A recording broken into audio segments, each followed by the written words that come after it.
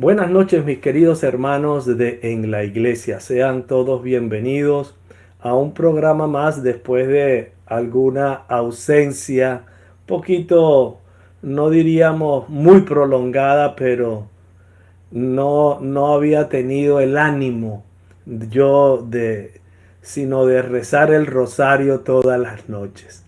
Pero creo que se hace necesario el que hablemos de esta, yo no quiero usar un adjetivo fuerte, pero de lo que acaba de ocurrir en Roma y dentro del llamado jubileo de la esperanza con la peregrinación de la comunidad LGTBQ+.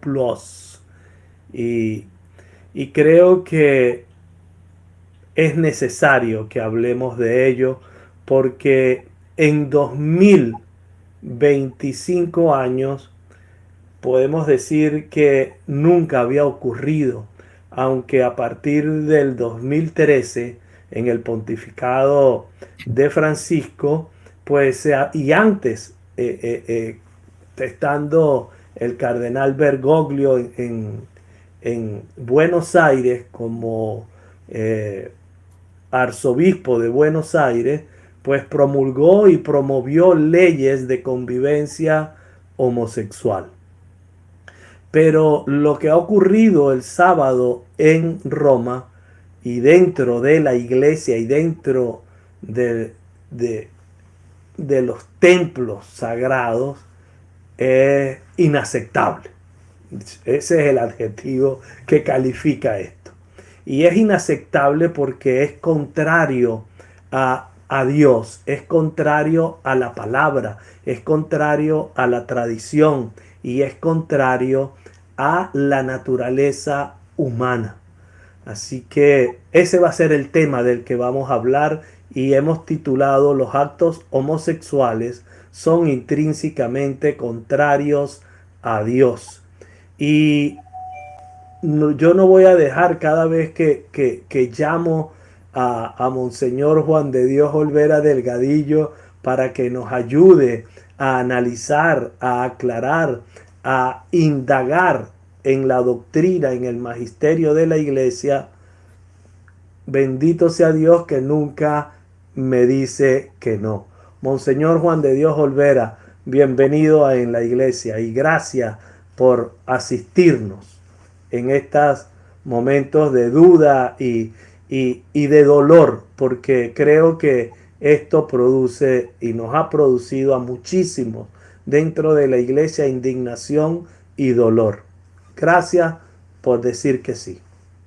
Con mucho gusto, Rafael, pues es un deber siempre del sacerdote y si hemos tenido un poco de luz teológica, es un deber, no es una benevolencia, es un deber compartir e ilustrar como Dios manda los temas, no de acuerdo nunca a la propia palabra ni a la propia opinión, sino a el magisterio y la enseñanza de la iglesia. Yo creo que es muy importante que jamás antepongamos una propia opinión a lo que es la enseñanza de la iglesia. Incluso puede haber enseñanzas que no sean de nuestro gusto enteramente, pero nuestro deber es tal como las expone Cristo nuestro Señor y tal como las expone la iglesia. Si alguien preguntara, pues si estuviera en tu mano, es un imposible, pero decir que no hubiera nadie en el infierno o que se pudiera hacer el divorcio generalizado y todo esto, bueno, uno en su opinión más que humana, más que rastrera, podría decir, bueno, yo quiero ser bonachón, pues que así sea, pero no tenemos esa autoridad, sino que es la palabra de Cristo ante la cual debemos inclinar humildemente y voluntariamente nuestra cabeza para decir, el Señor siempre va a tener razón, no somos nosotros los que tenemos razón, ¿no? Sí. Eh, Monseñor, vamos a orar porque yo creo que es un tema delicado fundamental y el momento histórico que estamos viviendo amerita que tengamos calma, que tengamos una capacidad de análisis profunda, amplia, y creo que necesitamos la asistencia del Espíritu Santo, de todos los santos, del Señor Jesús, de la Santísima Virgen María, de toda la iglesia triunfante. Por Sí, favor, Monseñor. cómo no. En el nombre del Padre, y del Hijo, y del Espíritu Santo. Amén. Te pedimos, Señor nuestro Jesucristo, que nos entregaste tu Evangelio, tu persona, tu vida por nosotros, por nuestra salvación, que podamos ser fieles a ese tu Evangelio, a esa tu verdad de salvación, y para ello pedimos la intercesión poderosísima de aquella que es Madre de la verdad de salvación, de la Virgen Santísima, en esta muy hermosa fiesta de su natividad, de su nacimiento. Que la Virgen Santísima, que es Madre de toda la Iglesia y que nos conduce al cielo si nosotros somos dóciles, pedimos a ella, que es Madre de la Iglesia, que conduzca a toda la Iglesia, a todos los que estamos dentro del rebaño de Cristo, nos conduzca hasta el cielo, iluminándonos con la luz del Evangelio, alimentándonos con la palabra de Dios y con el cuerpo de su Santísimo Hijo. Que así Dios nos lo conceda, en el nombre del Padre, y del Hijo, y del Espíritu Santo. Amén. Amén y eternamente amén. Monseñor Juan de Dios, vamos a comenzar por tratar de aclararle a nuestros oyentes qué es un jubileo, de dónde nace y para qué se hace. ¿Y cuál Sí. es la finalidad? Porque tengo entendido, y creo que lo hemos hablado en algún otro momento, de que se hacía antes cada 50 años y ahora a partir de una época X se está haciendo cada 25 años. Pero aclaremos esto, ¿qué es y para qué es? ¿Y en qué consiste? Muy brevemente y muy rápidamente, tiene sus raíces en el Antiguo Testamento, donde a partir del jubileo se perdonaban las deudas al prójimo y como que todo recomenzaba nuevamente en el pueblo de Israel. Obviamente era un año de gracia, y esto lo tomó la Iglesia, pero con un sentido más profundo, en el sentido de la redención de Cristo. Nuevamente, año de gracia, por lo tanto, un año de indulgencias, que es el tesoro de la Iglesia para perdonarnos la culpa temporal, no la pena eterna, esa nos la perdona la confesión. Y en ese año de gracia que se instituyó, primero me parece que cada 100 años, después cada 50, y ahora ha sido cada 25 años, y además ha habido jubileos extraordinarios, como en el 1983 hubo un jubileo extraordinario con motivo del 1950 aniversario de la redención de Cristo, catalogando la fecha en el año 33, cuando nuestro Señor Jesucristo murió. San Juan Pablo II tuvo a bien convocar un jubileo extraordinario, por lo tanto, entre el 75 y el 2000, que tocaban los jubileos ordinarios, para hacer ese año de gracia, que ahora ya no consiste en cuestiones de tanto de justicia social, sino más bien de la redención de Cristo. Por lo tanto, llenarnos de esa gracia de Dios, y ese es el sentido de obtener las indulgencias, y dentro de las indulgencias están las obras indulgenciadas, que en este caso, o en muchos casos, ha sido cruzar las puertas santas, como la obra indulgenciada, obviamente que presupone las condiciones comunes para adquirir cualquier indulgencia. Y básicamente, pues en el jubileo sí se instituyó así como un año de gracia, donde vamos a renovarnos espiritualmente, que no nos confundamos y vayamos a tener otras perspectivas, ¿verdad? Como decir, se trata de desfiles, no, de ninguna manera. sino se trata de procesiones, o sea, van teniendo sus matices cada cosa.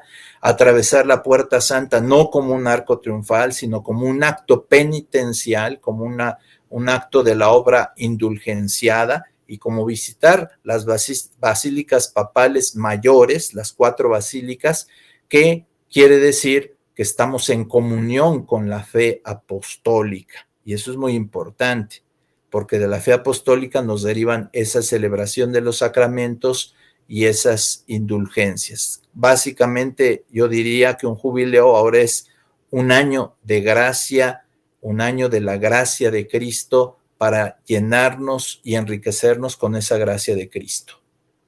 Y me parece que todos los creyentes somos pecadores y todos necesitamos de esa gracia y de esas actividades que establece la iglesia.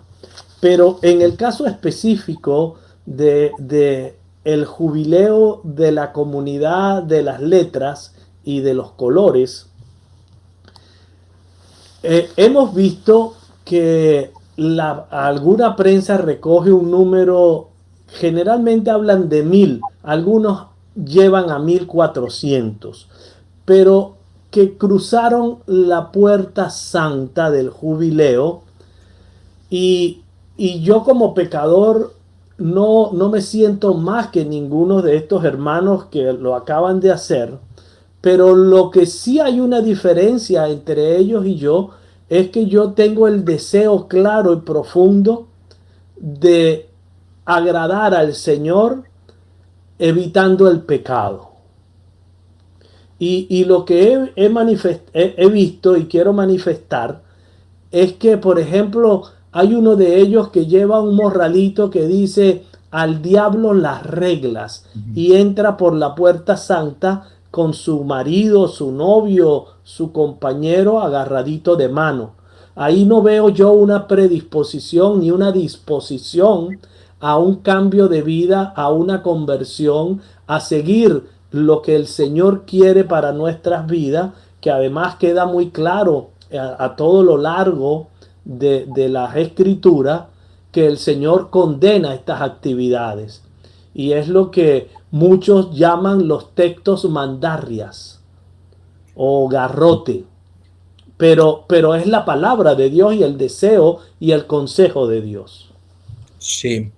Bueno, en primer lugar, yo tomo lo que tú has dicho, me parece muy bien, cuando a veces se dice que desde la iglesia o desde la doctrina de la iglesia se ha discriminado a nuestros hermanos que padezcan tendencia homosexual. Ahorita vamos a aclarar muchas cosas, pero no es así. Lo que Cristo quiere con cada uno de nosotros es salvarnos, y por lo tanto a cada uno de nosotros nos dice en qué estamos fallando. Nadie podemos decir estamos libres de pecado y entonces soy yo un santo y los demás están condenados. No, a cada uno. Entonces la iglesia no es que condene únicamente los actos homosexuales, condena también la fornicación fuera del matrimonio, condena El adulterio. también el adulterio, condena también el robo, La usura. la usura, la calumnia, la difamación, etcétera. Y puede haber diversos pecados, unos que parecen muy inocentes y son gravísimos, ¿verdad? Como el escándalo, causar escándalo, que literalmente no es hacer un acto llamativo, no, escándalo es impulsar a los otros al pecado. Es un pecado gravísimo, ¿verdad? Y Jesús dijo, ay de aquel que escandalice, más le valdría que le pusieran una piedra de molino al cuello y lo arrojaran al mar. ¿Por qué? Porque es un pecado gravísimo, es un pecado diabólico en el sentido de alguien que te quiere, como el diablo, llevar al infierno. Pero así hay muchos pecados, el matar, el aborto, ¿verdad? El robar, la hipocresía o la falsedad, o para un sacerdote el ser falso profeta es un pecado gravísimo. Si yo te doy permisos que Dios no ha dado, pues entonces te estoy llevando por el camino de la condenación. y de eso me van a pedir cuentas rigurosas, o del silencio del profeta. ¿Cuántas veces en la Sagrada Escritura vemos que no es lícito callar a un profeta, verdad? Y en esa misma línea decía San Pablo, ay de mí si no evangelizare. Entonces, todos y cada uno tenemos obligaciones que cumplir, y no es que señalemos solamente en un sentido, sino señalamos que todos tenemos obligación de cumplir el evangelio en todas sus facetas. Entonces nadie podría decir yo condeno al hermano homosexual porque yo soy heterosexual, aunque yo soy infiel a mi esposa, o aunque yo tengo relaciones, aunque no esté casado. No, no se puede hacer eso. Entonces, aquí de lo que se trata es de tener fidelidad a lo que Cristo nos manda y escuchar muy bien su palabra. Ahora, Monseñor, vamos a tratar de desgranar este título que hemos escogido. Los actos homosexuales son intrínsecamente contrarios a Dios. ¿Por qué? ¿Cómo? Sí, hago algunas premisas para aterrizar en explicar un poquito esta tesis, ¿verdad? Lo primero es que el tema de la homosexualidad, primero, es un tema muy complejo, tiene muchas aristas, por eso tenemos que precisar los términos para no desviarnos, no dar una idea que esté equivocada, ¿verdad? Entonces, lo primero es que no es una cuestión de mera opinión civil. La opinión civil yo creo que hay que dejarla en el ámbito civil. No me correspondería a mí como ministro de Dios estar dando opiniones civiles o en un parlamento o por votar o no votar un partido, etcétera. No, estamos hablando en un diálogo interno de los creyentes para una coherencia interna de los creyentes en Cristo. ¿Qué me dice Cristo? ¿Qué me dice la Iglesia respecto a este tema? La iglesia está extendida en todo el mundo y hay distintas legislaciones, y a lo mejor en un lado, como en México, pues no hay una plena relación entre la iglesia, entre la fe y lo civil, y en otros lados igual, y en otros lados puede haber esa relación. Pero lo que sí es cierto es que desde el punto de vista de los discípulos de Cristo, a mí si viene alguien y me pregunta, no me va a preguntar por una ley sobre ellos o no, sino me va a decir, Padre, si yo me quiero salvar, ¿qué es lo que tengo que hacer? ¿Me es lícito hacer esto, sí o no? Y el sacerdote debe responder no de acuerdo a su opinión, sino de acuerdo a lo que la iglesia ha enseñado de parte de Cristo. Entonces quiero llegar a esta primera conclusión de una primera premisa, que es un tema desde la salvación. ¿Quién maneja el tema de la salvación? La iglesia, el magisterio de la iglesia. Si en una legislación dicen aquí matamos a los que son homosexuales, no tiene que ver con este tema teológico.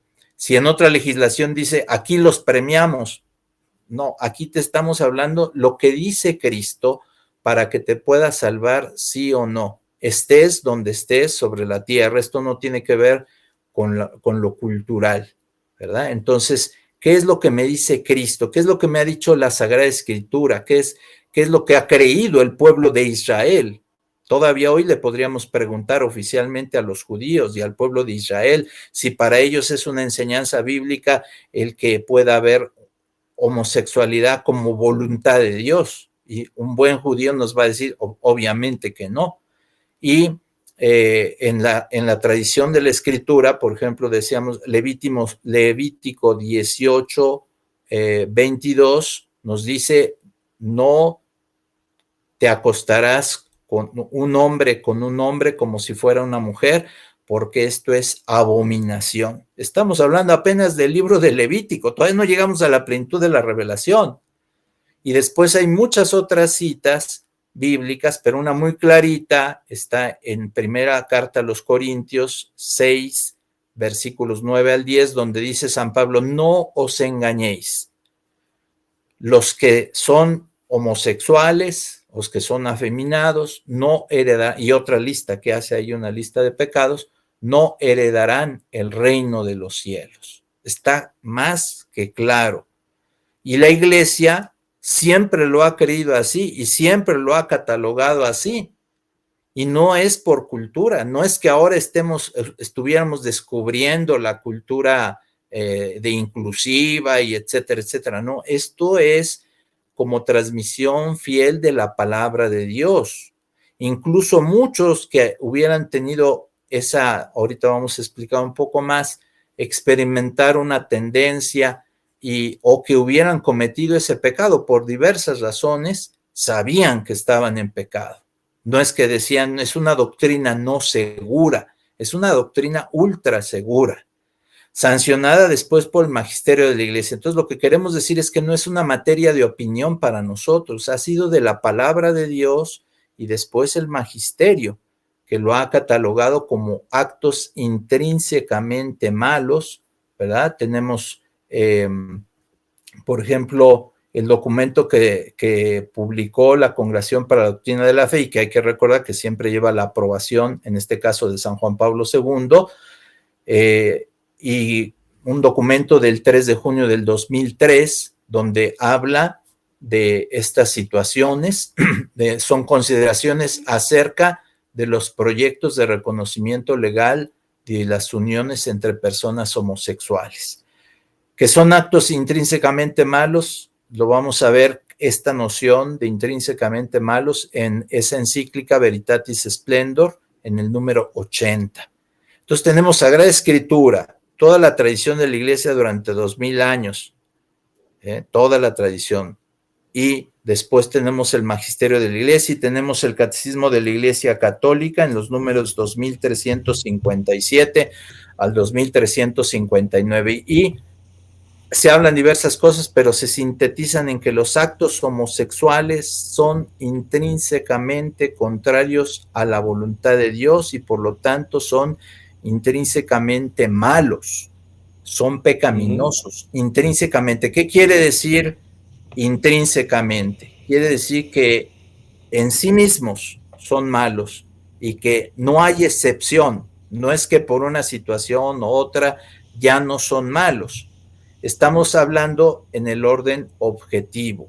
Subjetivamente, sí, dice el Evangelio, llegará el día en que quien les dé muerte a ustedes, apóstoles, pensará que está dando gloria a Dios. O sea, es como una equivocación cuando es el sujeto, eso es subjetivo. Puede ser que alguien fue formado en una moral desastrosa y no le ve de momento el pecado, pero objetivamente quiere decir cuando racionalmente y cuando esa conciencia deformada se le ilustra y se le dan las razones, entonces objetivamente son siempre contrarios a la voluntad de Dios, son intrínsecamente malos, son pecaminosos, objeto de condenación e incluso condenación eterna, porque están en el ámbito del sexto mandamiento, que lo mismo sería un adulterio.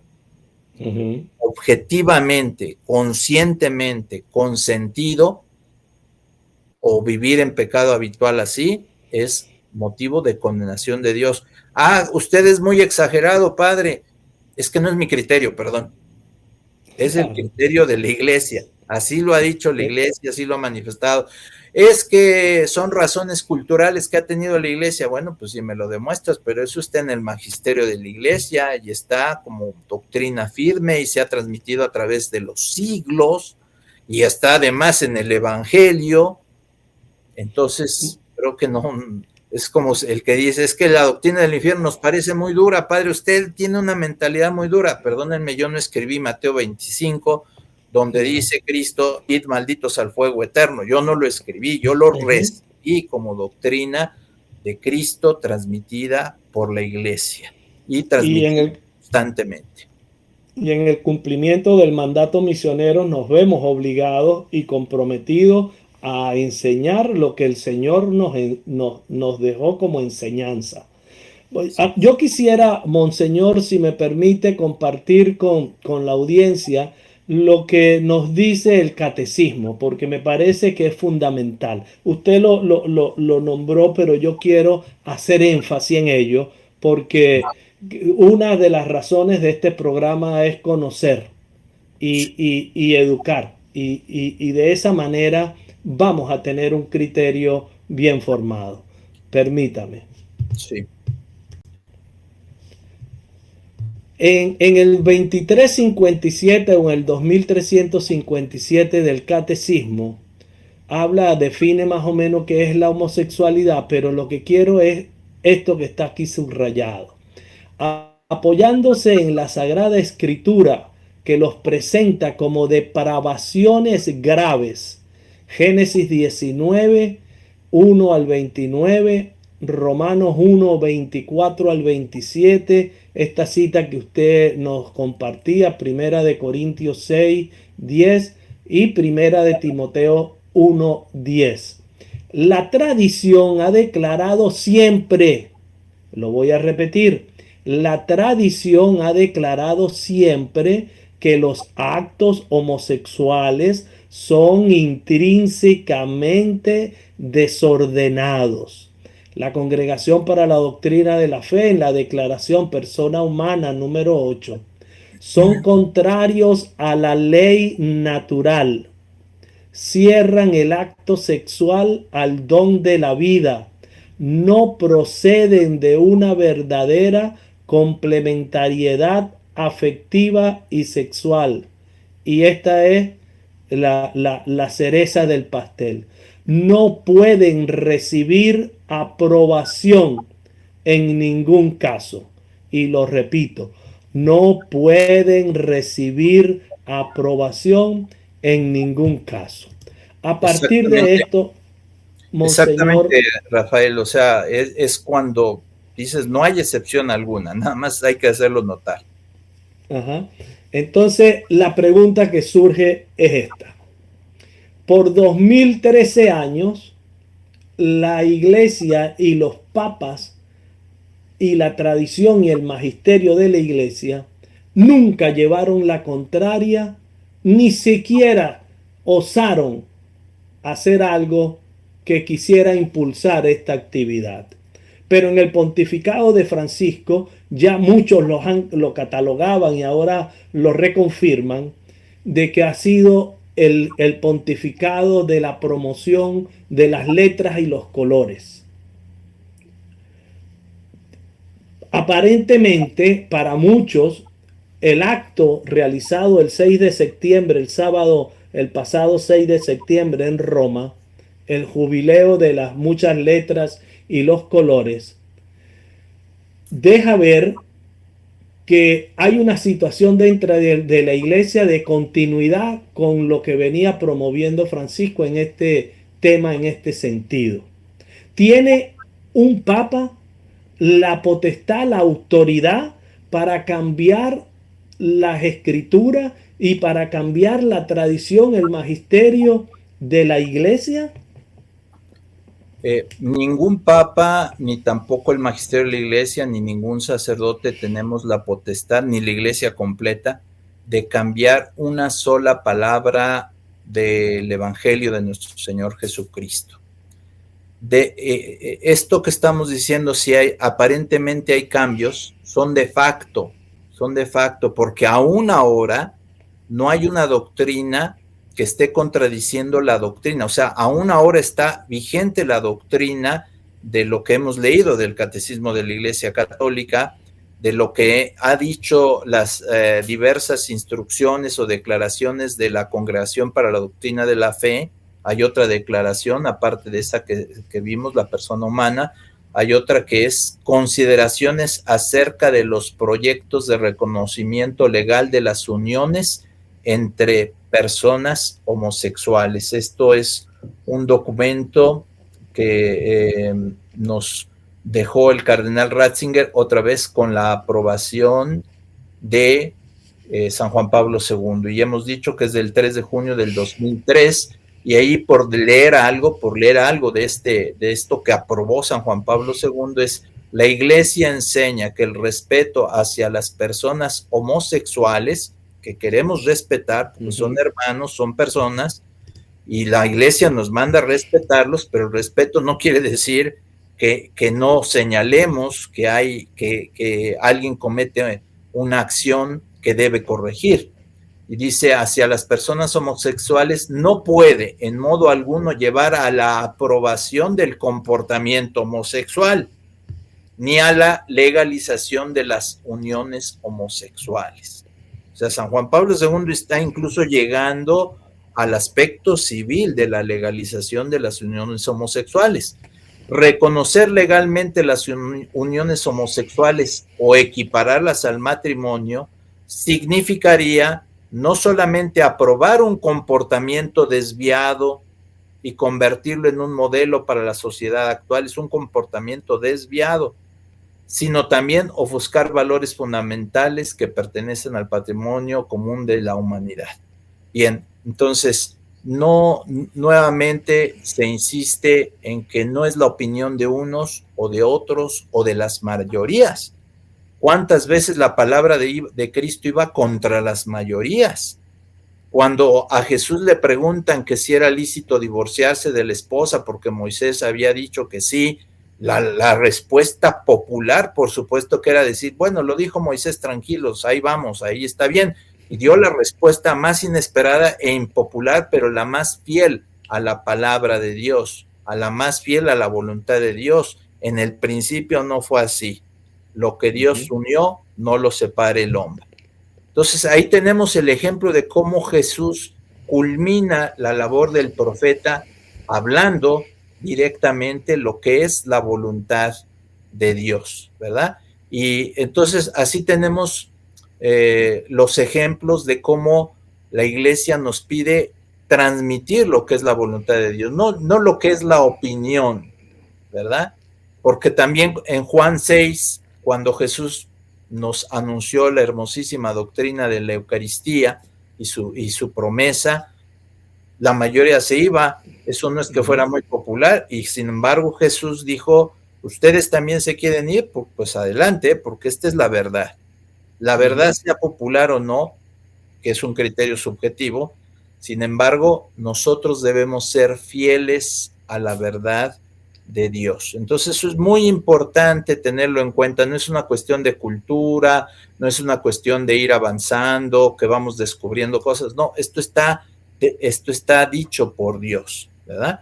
Entonces, yo quisiera decir primero que de facto puede haber alguien que piense que ha cambiado la doctrina, porque hay muchos signos que lo indicarían, pero de hecho no ha cambiado, ¿eh? O sea, la doctrina, si vamos a los libros, si vamos al magisterio de la iglesia, si vamos al derecho canónico, si vamos a las declaraciones de la Congregación para la Doctrina de la Fe, no ha cambiado, ¿verdad? Puede haber el granito, el negro en todo esto, el punto negro, obviamente, es fiducia supplicans. Esto yo diría que sí es necesario hacer una enorme corrección, y no lo digo yo, lo dijo el episcopado africano completo, al cual tildaron de una cuestión cultural cuando no lo es así, y lo han dicho grandes teólogos como dos exprefectos de la doctrina de la fe, como Luis Ladaria, el cardenal Luis Ladaria, o el cardenal Müller, ¿verdad? Gerard Müller. No es una simple opinión, sino es un llamado de atención de acuerdo a lo que también otro alemán, el cardenal Ratzinger, después Papa Benedicto XVI, también dejó muy bien situado con la aprobación de San Juan Pablo II, y que quedó en el catecismo de la Iglesia Católica. Entonces, aún hoy es doctrina oficial de la Iglesia. Si los signos contradicen esta doctrina, eso es otra cosa, ¿verdad? Ciertamente con fiducia supplicans hay un problema actual, porque incluso tú bien lo has señalado en otros lados, hubo una contradicción con una primera respuesta de la doctrina de la fe de que no se podía, y después una segunda, habiendo cambiado el perfecto, entonces ahora ya sí se pudo. Esto no puede ser así, tiene que resolverse esa situación. Bien, es una primera acotación. Una segunda acotación que me gustaría señalar, muy importante señalar, que no hay un tercer sexo, no es que haya hombre, mujer y homosexual, no hay un tercer sexo, porque alguien dice es que así nací, entonces así Dios me creó, así Dios me dio una vocación para santificarme. No es eso. Dios los creó o nos creó hombre y mujer, hombre o mujer. Y esta situación de la homosexualidad es un problema en la introyección de mi propia identidad biológica.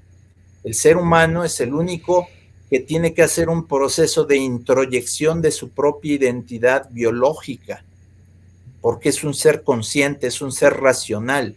Y ahí cuando a la persona se le influyen de muchas maneras, puede quedar descontrolada, al grado que hemos visto que hay personas que dicen, yo me asumo hombre cuando no es hombre, yo me asumo mujer cuando no es mujer, pero hemos llegado al grado de decir, esto no lo tomemos a broma porque ha sido realidad, yo me asumo perro aunque no soy perro. O sea, es que no eres libre de asumirte de una manera o de otra, sino tienes que asumirte objetivamente. Se llama en psicología la aceptación de tu realidad, de tu propio ser, con tus limitaciones y todo, pero también con tus grandes riquezas, y ahí está un problema. Lo que quiero decir es que homosexual no se nace por default. Esto es una gran verdad. Que haya personas que digan, es que haya cuestiones genéticas que predisponen a una cosa. Bueno, pueden predisponer a una persona a ser asesina, a ser ladrona, a ser transgresora de la ley, pero eso no quiere decir que Dios te creó así, ni quiere decir que en la naturaleza humana ya traes el ser asesino, el ser, no quiere decir nada de esto. Entonces es una distinción que parece que no, pero es muy importante. Entonces hay que hablar de las personas, es un equívoco cuando se habla, o una imprecisión cuando se habla de personas que son homosexuales. No lo son. Son personas que experimentan ellas psicológicamente, subjetivamente, una tendencia, ¿verdad? Como el que es, digamos, es megalómano, experimenta una tendencia de grandeza, pero no quiere decir que sea grande. No quiere decir que sea grande.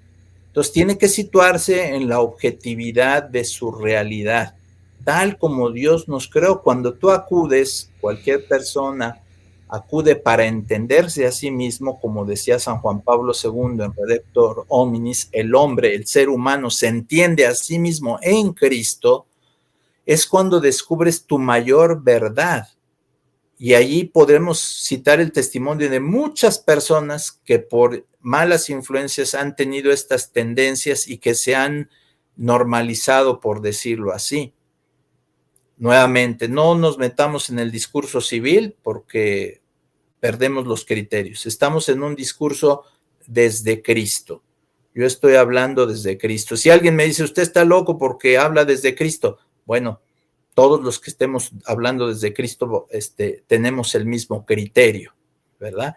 Por supuesto que no estamos locos, pero tenemos el mismo criterio. Entonces se habla de una situación, y una situación que es pastoral, y que por eso el cardenal Ratzinger, con la aprobación de San Juan Pablo II, sacó este documento que era para atención pastoral de las personas que tienen esta tendencia homosexual. Repito, cuando simplemente se dice personas homosexuales, es un lenguaje impreciso, porque no es que sean homosexuales, eso no existe, eso tendría que quedarse muy claro, y en esto nos podemos jugar mucho, yo lo sé, ¿verdad? Habrá muchas personas que digan esto es inaceptable. No, es que no se nace homosexual, se nace hombre o se nace mujer, y en ese proceso de introyección y de aceptación de la propia realidad y de realizar la propia vocación como Dios nos la dio, es donde a veces hay desviaciones, y por eso la palabra de Dios, la doctrina de la iglesia, nos ayudan a vivir en la verdad. ¿Y qué nos dijo Jesús? La verdad los hará libres. Yo creo que es una base muy importante, porque quienes plantean el punto contrario dicen, es que sí se nace así, luego Dios me hizo así, y luego entonces, pues, ¿qué quieren que haga de otra manera si Dios me hizo así? Y por lo tanto, tengo que realizar la santidad y todo así. Entonces parecería que hay un tercer sexo. Entonces termino con esta acotación: Dios no nos engaña. sería engañoso que Dios, la palabra de Dios nos dijera, los creó hombre y mujer y la realidad fuera otra, o que nos dijera estos actos son contrarios a la voluntad divina y que en realidad los hubiera creado Dios. Entonces Dios sería un Dios que nos engaña, un Dios que no está en la verdad. Obviamente no es así. Cristo nos invita a la verdad absoluta. Y esto, repito, no tiene nada que ver con que no respetemos, amemos, incluso por la caridad pastoral que les debemos, ilustremos las cosas así. Yo creo que si alguien se acerca a nosotros como pastores es para recibir la verdad, no para agradar al oído. Y la verdad en la confesión es enfrentarnos a nuestra propia verdad. Si yo como sacerdote me confieso de mis pecados, de mis omisiones, etcétera, pues me estoy enfrentando a mi propia verdad y eso es sano. Dice San Pablo que toda corrección de momento no nos causa alegría, pero después se engendra, dice al contrario, nos causa tristeza, pero después se engendra frutos de paz y diríamos al final frutos de vida eterna. Una importante premisa que me parece de señalar. Muy bien. Monseñor, para muchos hay una gran confusión en la iglesia. Yo diría que para todos. Lo que estamos viviendo en la iglesia no se había vivido, yo creo que en una dimensión tan terrible.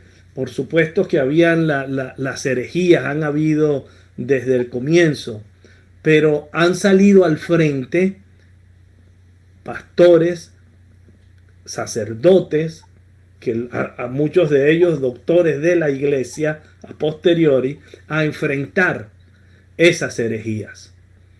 Y si bien es cierto que en los últimos 13, vamos a decir 14 años, hemos visto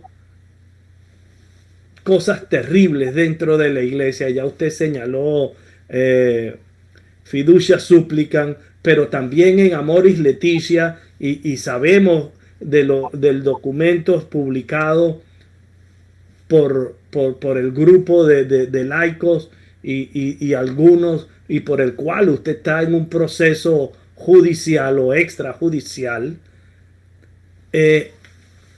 Pero, ¿qué pasa en la iglesia? Que pocos pastores salen al frente de estas abominaciones, porque lo que hemos presenciado el pasado sábado es terrible.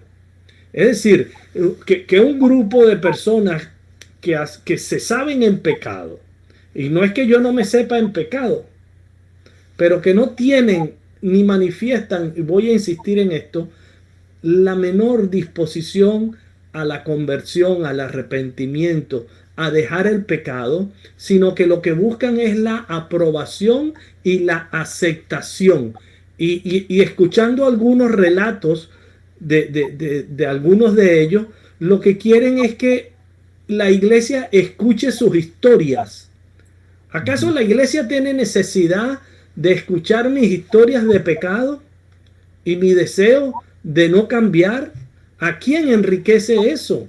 ¿A quién ayuda a cambiar de vida el querer mantenerme en el pecado?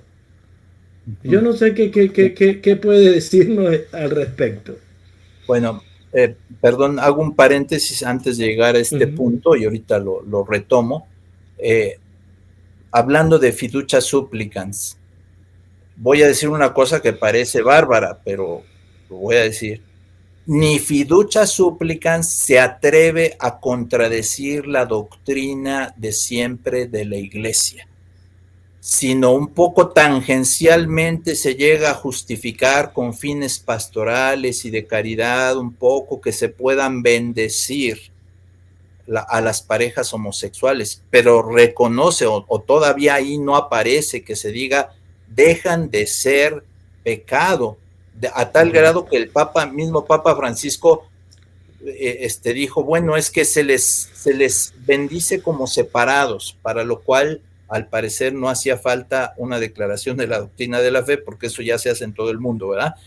Entonces, como que es una situación de ambigüedad, se trata como que sí es o no es fuente de pecado, sí o no, en fin, o lo hacemos por un buen corazón pastoral, pero no se atreve a decir y a contradecir que los actos homosexuales pueden ser lícitos y en ese sentido objeto de bendición, sino estaría diciendo, estar en la ambigüedad para decir, bueno, sí, una ambigüedad muy perjudicial, ¿verdad? Eso lo entendemos. Claro, perniciosa totalmente. Exacto, muy dañosa y que se puede prestar para todo tipo de interpretación, pero lo que es el texto no se atreve, fiducia súplicas, a contradecir la doctrina de siempre de la iglesia. Yo creo que esto tiene que quedar claro porque sigue siendo vigente.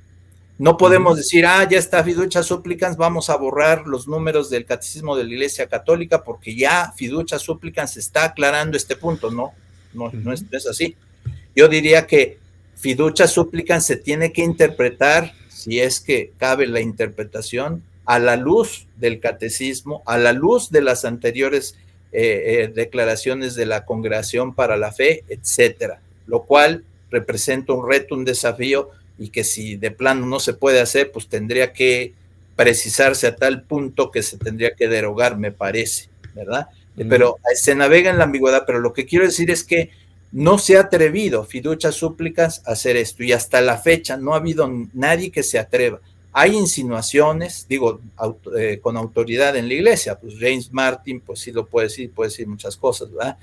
O esta religiosa Caram, que no sé con qué autoridad lo podría decir, etcétera, ¿verdad?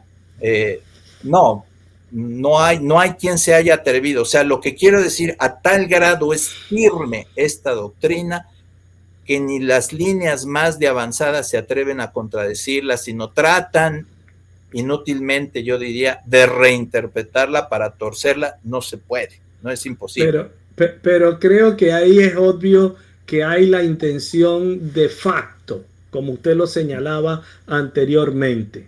Es decir, yo no me atrevo en el texto, aunque sí me atrevo a decir, a dejar escrito bendiciones de parejas homosexuales e irregulares o irregulares en el numeral 31, si la memoria no me falla.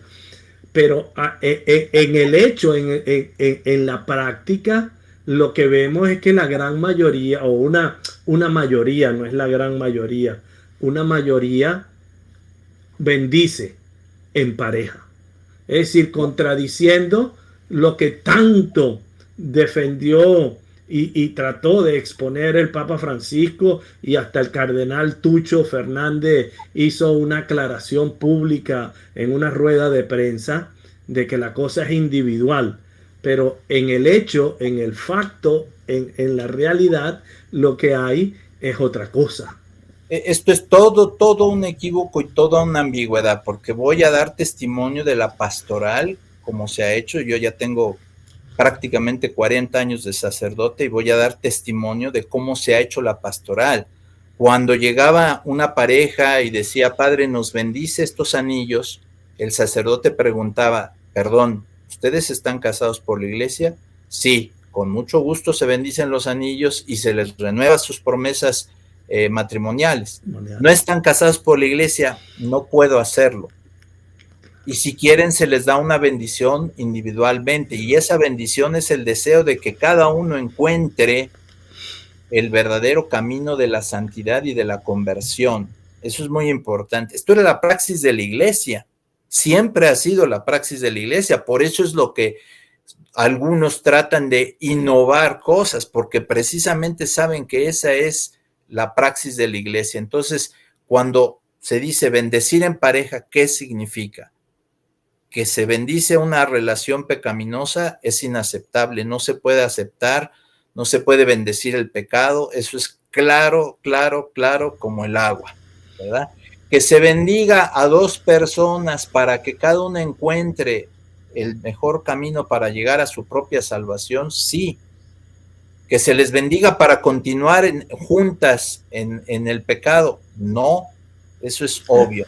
Y aquí quiero señalar algo que puede ser de la máxima importancia, a lo mejor es lo más importante de toda esta reflexión que estamos haciendo, y es que otra vez, no se trata de conservadores, liberales, progresistas, tradicionalistas, se trata de la enseñanza de Cristo.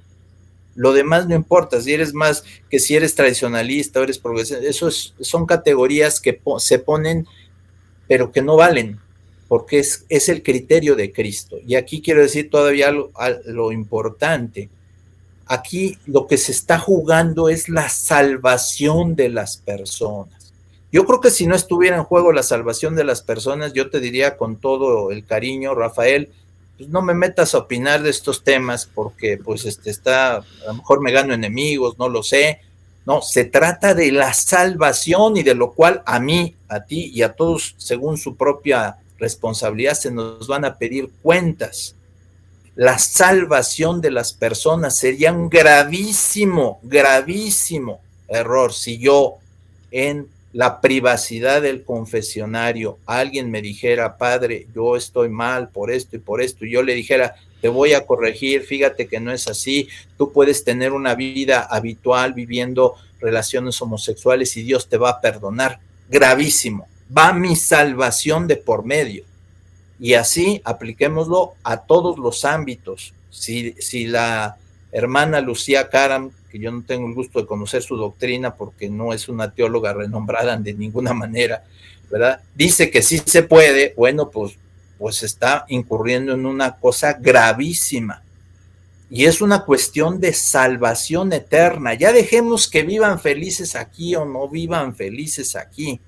Es toda la eternidad que estás en el infierno o estás en el cielo. Y la iglesia, ahí lo acabamos de leer en el catecismo de la Iglesia Católica, están obligados, o todos estamos obligados a la castidad y a la continencia cuando es el caso.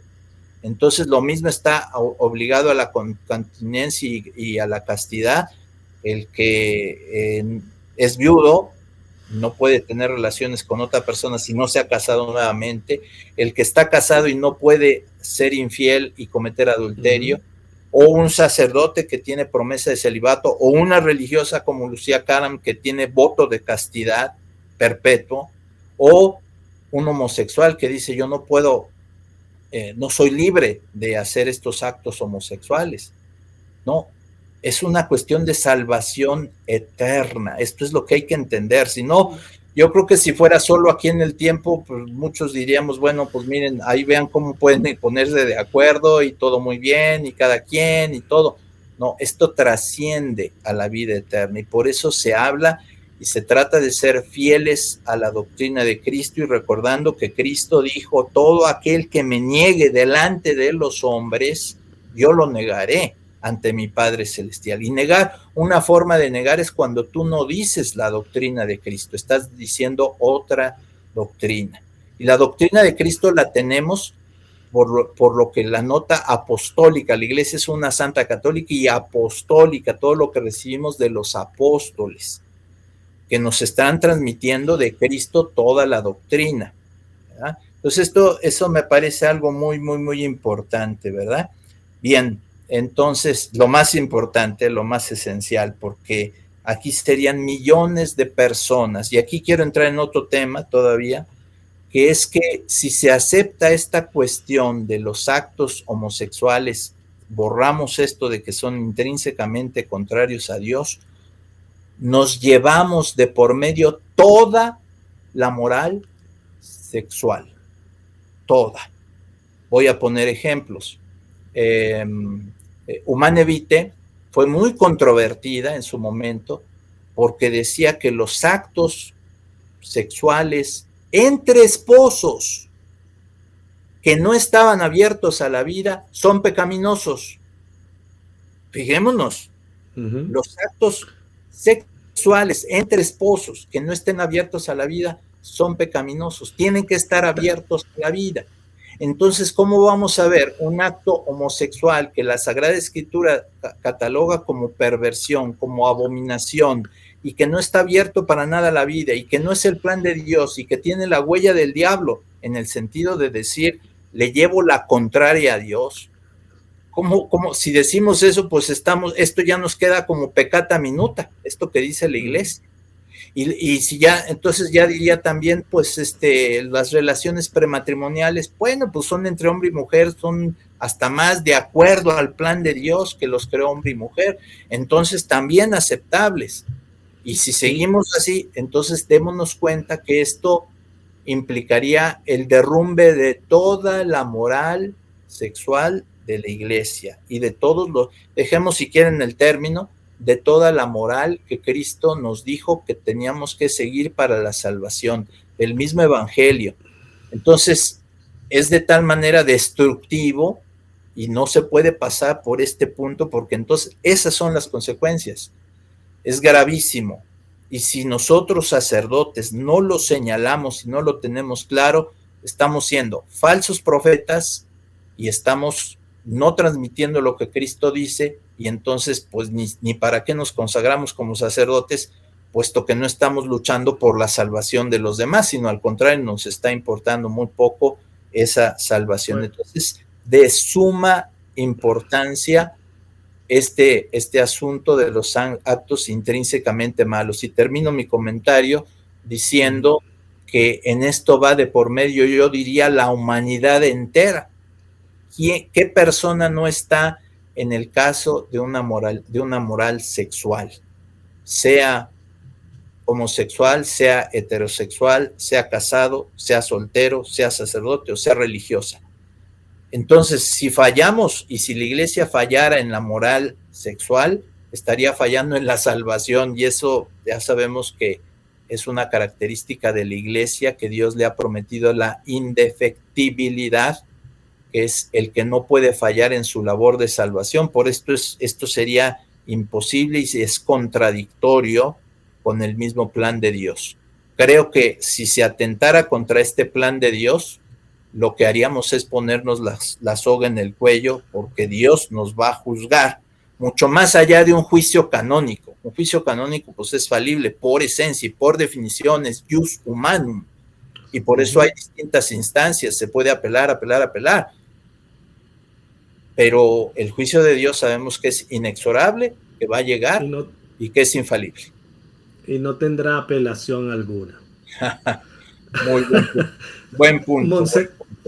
Monseñor, usted decía que si ustedes los sacerdotes no enseñan la doctrina heredada de los apóstoles y la petición del Señor en el mandato misionero, enseñad a todas las criaturas lo que yo les he enseñado, estarían siendo, como están siendo muchos dentro de la iglesia actualmente, instrumentos del demonio. Definitivamente. Porque yo no puedo entender en base a qué pueden tratar de querer cambiar y hacer que sea aceptable la abominación de la homosexualidad. Como es abominable la infidelidad, como es el adulterio, la fornicación. El Señor lo ha dejado muy claro. Y creo que esto es lo que yo quiero resaltar. Ahora, una pregunta curiosa. En casi 40 años de su sacerdocio, ¿alguna vez llegaron homosexuales a pedirle que lo bendijeran? ¿Parejas? Parejas no, pero uno también tiene, bueno, todos tenemos un poco de intuición y vemos. No podemos hablar nada de la confesión, eso recordemos. No. Esto es muy importante, ¿no? Pero sí, por fuera podemos ver situaciones que incluso el sacerdote con prudencia a veces no dice nada, precisamente porque ahí es un proceso subjetivo, no vamos a condenar a alguien y llegar inmediatamente, ¿no? Sino tratar de acercar a la persona, y cuando ya está más cerca y la misma persona, porque es la gracia de Dios la que actúa, la misma persona, ella misma dice, esto creo que no está bien, tenemos una situación, entonces la quiero ver esa situación. Cuando se trata del famoso orgullo gay, sabemos que el orgullo puede parecerse a la soberbia y a la soberbia del diablo. Entonces no es esa persona la que se va a acercar, porque esa está de tal manera puede estar descontrolada, que no capta que eso no va con Cristo. Pero si alguien ha recibido la gracia de Cristo y dice, yo me quiero acercar a Cristo, pero siento que hay algo de contradictorio en esto, va a acudir y a pedir ayuda espiritual. Y la va a recibir al asistir a la Santa Misa, al comulgar, al hacer una buena y sincera confesión, a leer el magisterio de la Iglesia, a leer el mismo Evangelio. Y así tenemos muchas conversiones muy hermosas de personas que van a decir, pues yo pasé por un proceso difícil y estoy aquí. Ujú.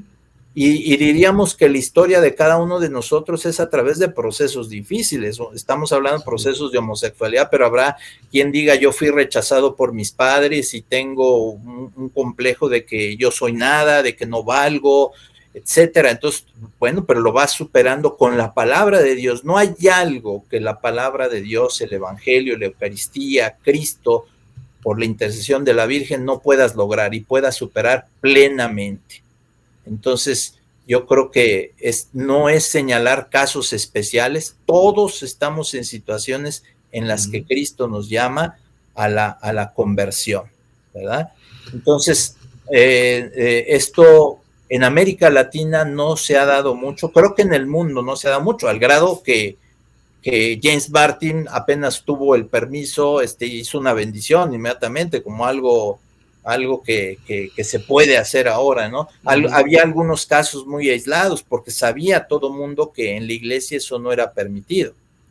Entonces, fiducia supplicans precisamente quiere decir, bueno, sí se puede con ciertas condiciones, pero el documento se puede señalar como desafortunado y que hay que llenarlo de precisiones, de correcciones, y alguien diría, pues más valdría que se suprimiera y que viniera otro documento. No es objeto de infalibilidad, eso hay que señalarlo, teológicamente no es objeto de infalibilidad, eso debe quedar muy claro. Pero sí. ¿qué beneficios reporta fiducia supplican o ha reportado fiducia supplican a la salvación de las almas? Todo documento que sale de la iglesia después de un tiempo, la misma iglesia pide alguna consulta para lo que se llama la recepción del documento, es decir, cómo fue recibido, qué frutos tuvo, etcétera, etcétera, etcétera. Por eso se habla de la recepción, no sé, de la Summorum Pontificum, etcétera, etcétera, ¿no? Pero yo creo que ahí la evaluación va a ser desastrosa, me parece, ¿verdad? Empezando por todo África, pero no pensemos que África es tercer mundo necesariamente todos. En África, desde San Agustín, que fue africano, tenemos luminarias. O sea, no hay que pensar de otra manera. América Latina también hay sus puntos así, etcétera. Como también en Europa hay mucha población que no se ilustra en la fe. O sea, hay que decir. Claro, y creo que la prueba fehaciente de un contraste es Alemania-África, Alemania-Nigeria, por ejemplo. Sí. Alemania a veces se autopiensa como el non plus ultra con teólogos de avanzada, pero tenemos teologazos como Ratzinger que no está en comunión con esta teología avanzada, o Gerhard Müller que no está en comunión, o Brand Miller que no está en comunión con esto, etcétera, y muchos católicos alemanes dignos de buena mención. Entonces, no hay que dejarse llevar por etiquetas, ¿verdad?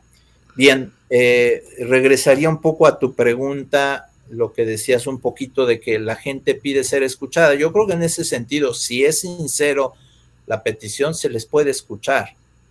Claro. Para después exponer no mi propia opinión, porque yo no soy nadie para opinar sobre tu vida, sino lo que es la palabra de Cristo. Te presento la palabra de Cristo y tú mismo o misma tienes que saber cómo lo aplicas a tu vida.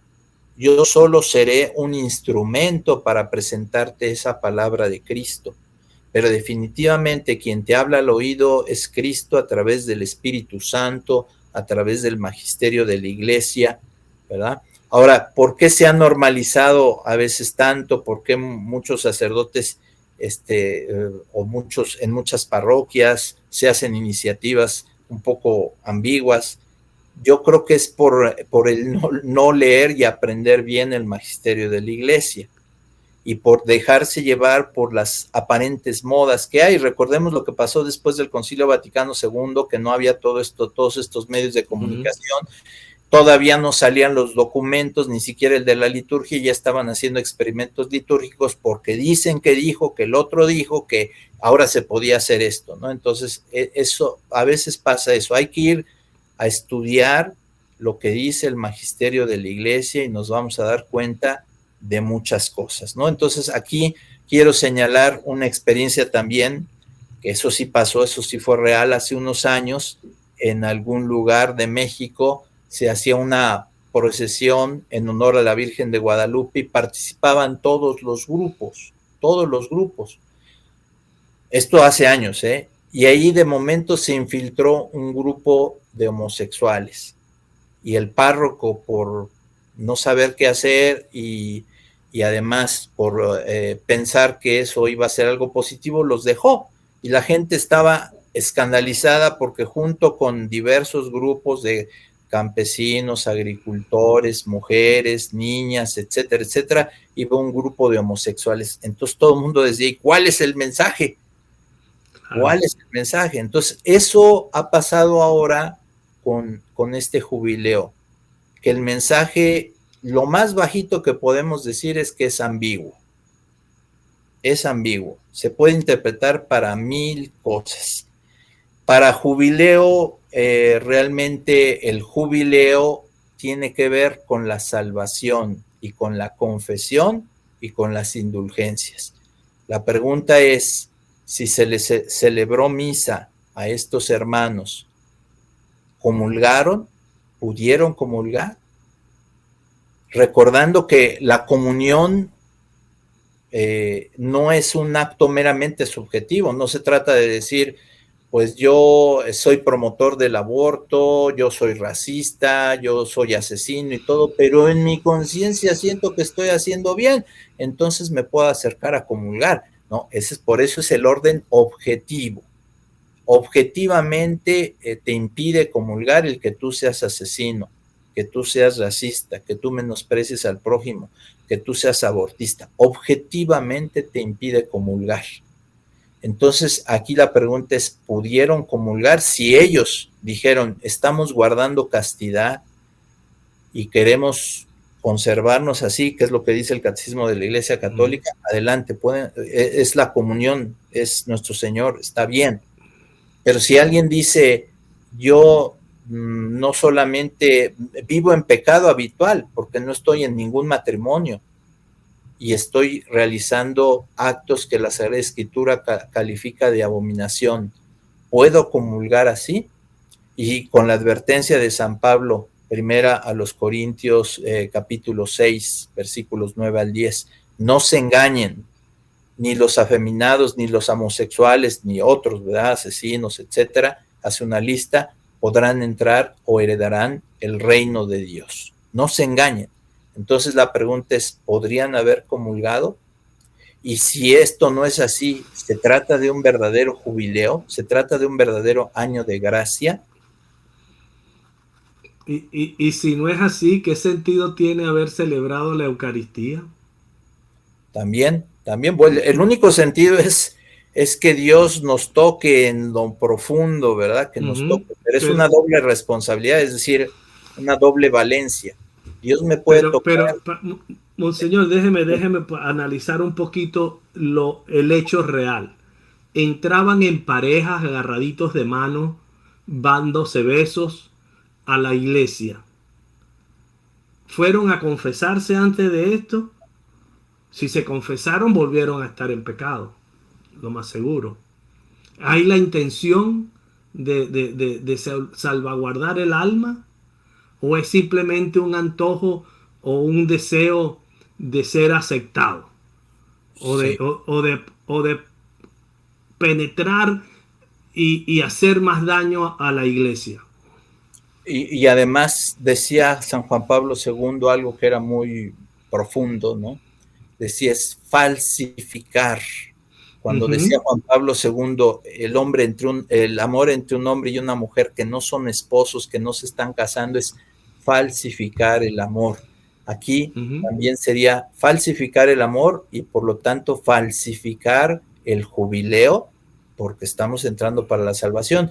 Y una cosa que quiero decir puntualmente respecto, tuvieron la intención de ganar la indulgencia. ¿Cuál fue la finalidad de cruzar la puerta santa? ¿Cuál fue esa finalidad? Porque la finalidad es ganar indulgencias. Y eso supone que estás confesado, pero supone algo muy importante que está allí, está escrito, leámoslo, veámoslo. Para que ganes la indulgencia necesitas detestar toda forma de pecado en tu interior, toda forma de pecado. La pregunta es, ellos entraron así con eso. Ya sabemos que los hombres somos imperfectos, ¿verdad? Entonces, sí, entramos y decimos, lo detesto y no es perfecta esa cuestión, ¿verdad? Pero al menos tienes la intención de detestar toda forma de pecado. Si no es así, se está falsificando el jubileo, las indulgencias, la puerta santa, el templo y todo en su conjunto. Y de esa falsificación a la profanación y de allí a la profanación no hay más que 1 milímetro. Ya. Ahora, tenemos que ir cerrando, Monseñor, ya tenemos 1:11 y se nos agota el tiempo. ¿Cuál sería el mensaje final para nuestros oyentes y para todo aquel que quiere mantenerse fiel a Cristo, a las Escrituras, a la tradición y al magisterio de la Iglesia, ante un hecho como el que acabamos de presenciar? Sí, que la Iglesia puede tener momentos malos y momentos luminosos, pero que en definitiva cada uno debe ver por su propia salvación. Nadie podemos poner por pretexto lo que me dijo el padre, lo que vi en internet, lo que supuestos permisos, etcétera. Tenemos la responsabilidad cada uno de ver por nuestra propia salvación, por aquellos que están bajo nuestra autoridad, como puede ser papá, mamá, sus hijos, ¿verdad? Un sacerdote, todos los que tiene bajo su responsabilidad, un obispo, todos los que tiene bajo su responsabilidad, para realmente ir por el camino de la salvación. Estudiemos, no se necesita hacer una tesis doctoral, ¿no? Estudiar la Sagrada Escritura, estudiar el Catecismo de la Iglesia Católica, usar un poco el sentido común, nos vamos a dar cuenta que cómo es y cómo ha sido siempre el camino de salvación. Y finalmente, aterricemos esto en una confesión. En una confesión no es de que, miren, la teoría sí, en la teoría no. Al final, ¿qué es lo que voy a hacer concretamente? Ya dejémonos de teorías. ¿Qué debo hacer para ganarme la vida eterna? Y habrá muchos que digan, finalmente no le entendí, pero yo por las dudas hago lo que siempre Cristo ha querido y lo que siempre me han dicho, así que por aquí me voy. Y hacen bien, porque están viendo la seguridad de su salvación, no la osadía e insensatez de ver, a ver si esta doctrina pegó o no, a ver si llegó al cielo, a ver si llegó con San Pedro y San Pedro en el cielo me va a dejar entrar o no, sino cada uno somos responsables. Y yo creo que también, viendo a los ojos a la Virgencita, con toda la sinceridad del mundo, ella nos dice. Ese sería mi mensaje. Muy bien, Monseñor, no me resta sino agradecerle como siempre su cercanía, el estar ahí a disposición para comentar estos temas tan álgidos y tan lamentables que ocurren en nuestra iglesia. Muchísimas gracias y como siempre que el Señor lo guarde, su bendición para todos los que vean este video. ¿Cómo no?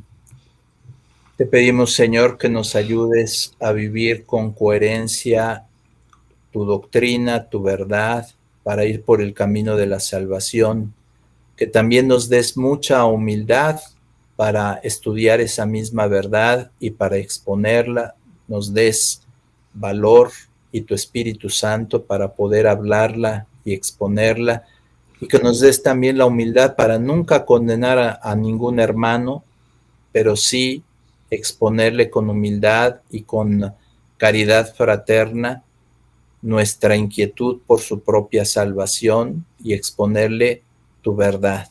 Que la Virgen Santísima, que es Madre de la verdad de salvación, que es modelo para la Iglesia y que es modelo de humildad como sierva del Señor, que siempre le dijo que sí, también así nos ayude en nuestro corazón para que humildemente nos dejemos conducir en la Iglesia por la doctrina de siempre de la Iglesia y por el Espíritu Santo. Que Dios nos bendiga, la bendición de Dios Todopoderoso, Padre, Hijo y Espíritu Santo, descienda sobre ustedes, permanezca para siempre. Amén. Y eternamente, amén. Mis queridos hermanos, esto ha sido en la iglesia un programa para conocer, amar y defender el cuerpo místico de Cristo. Los actos homosexuales son intrínsecamente contrarios a Dios. Hasta una próxima oportunidad.